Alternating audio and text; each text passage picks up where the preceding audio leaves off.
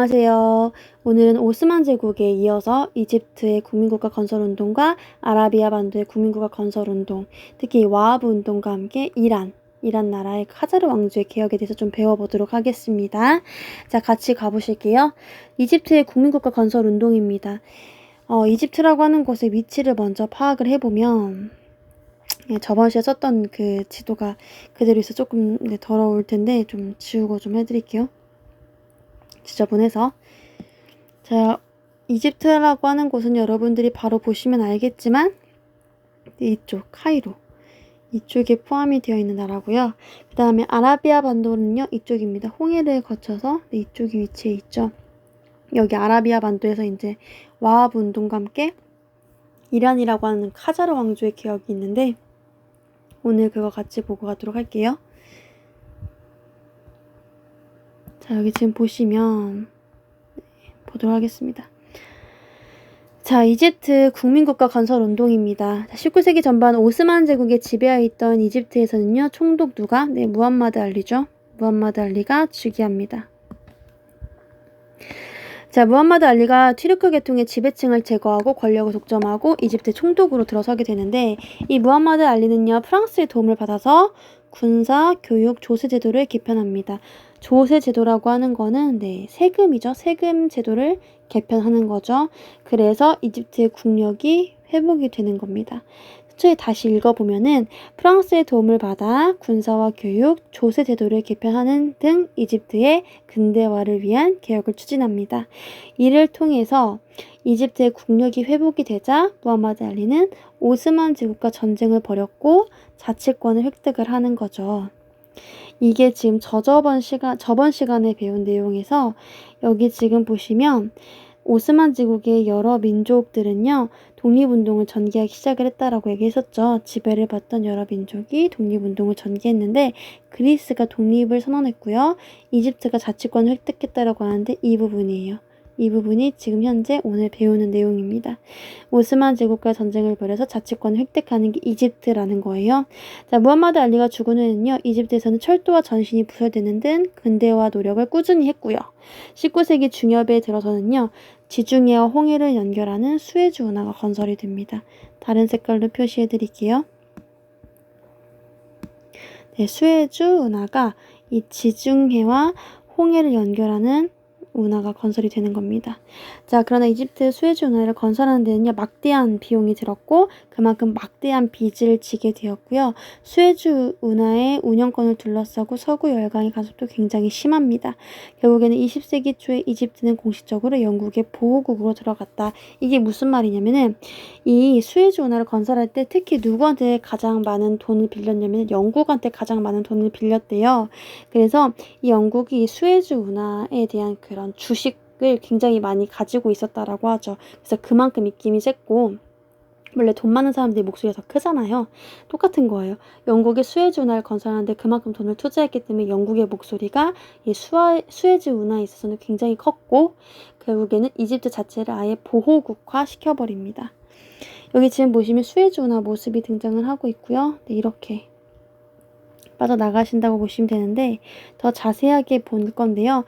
어떻게 자세하게 볼 거냐면 80일간의 세계 일주와 함께 자세하게 수에즈 운하의 모습을 좀 지켜보도록 하겠습니다.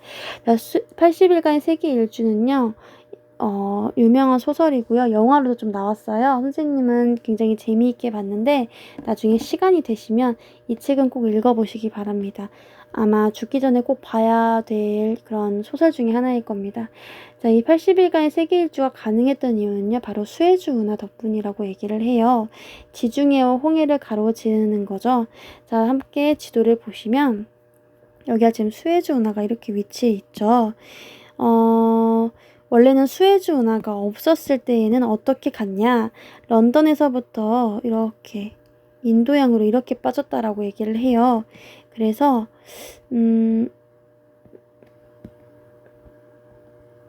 수에즈 운하가 없었을 때는 굉장히 시간이 오래 걸렸겠죠. 아프리카 반도를 이렇게 아예 대륙을 건너서 동그랗게 돌아서 가는 지역이었으니까. 그런데 수에즈 운하가 있고 나서는요, 어떻게 가냐면은 이 런던에서부터 출발을 한다고 보면 이탈리아에서부터 지중해를 가로질러서 이렇게 수에즈운하를 통해서 이게 홍해거든요. 이게 홍해를 거쳐서 이렇게 나가는 거죠. 인도양으로. 그럼 당연히 시간이 굉장히 단축이 되겠죠.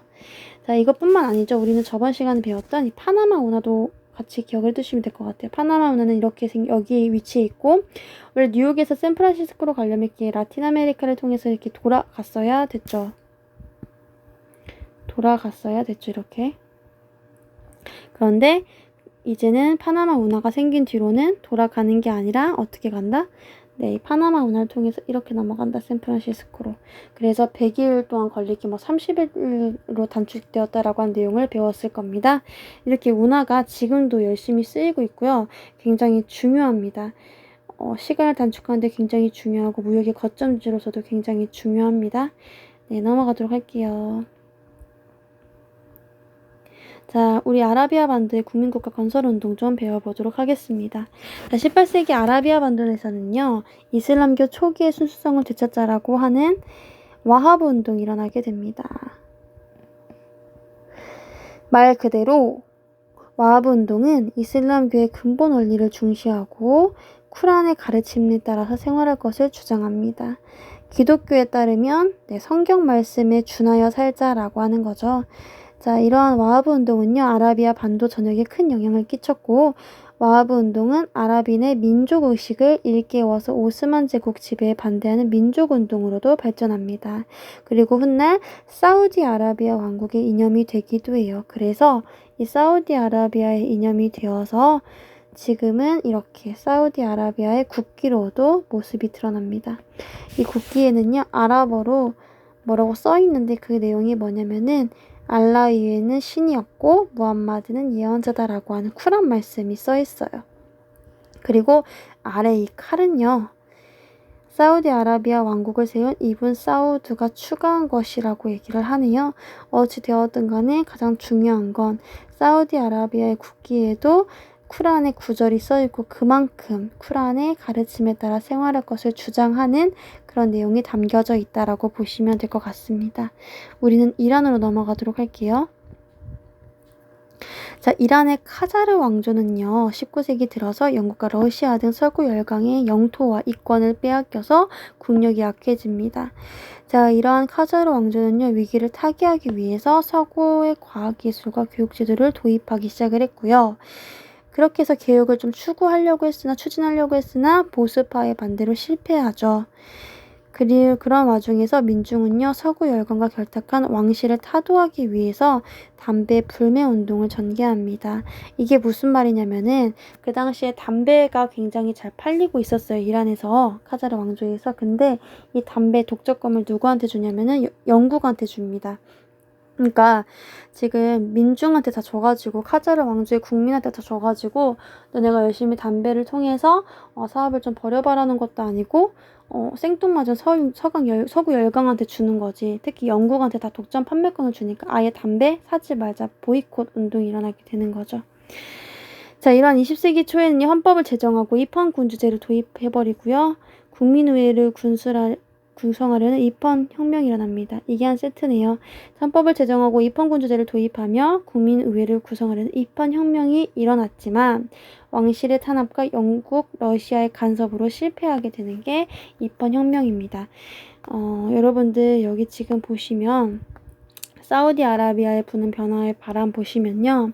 이슬람계의 근본 원리를 엄격하게 지키려는 와하브 운동의 영향으로 사우디아라비아에서는 성차별을 정당화하게 되고요. 여성은 사회 진출 자체가 금지하게 되는 풍습이 나타나게 돼요.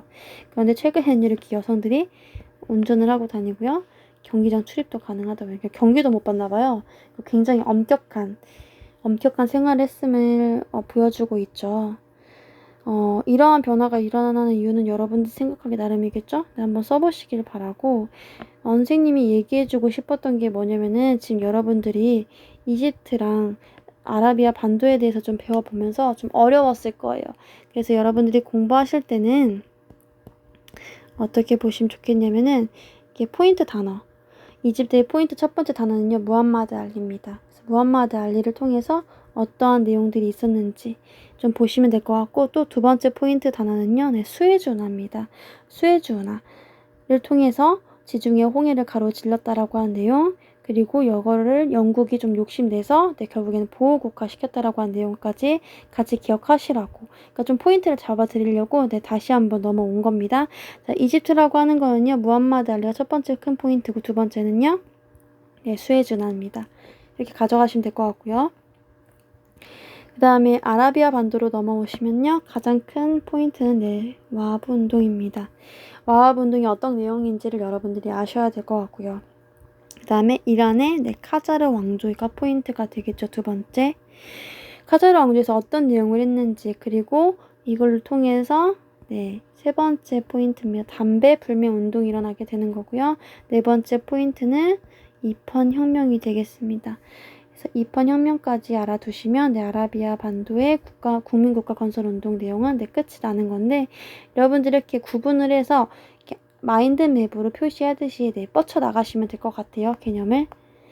그리고 오늘 수업은 여기까지 마쳐야 될 것 같네요. 여기까지 하시면 될 것 같습니다.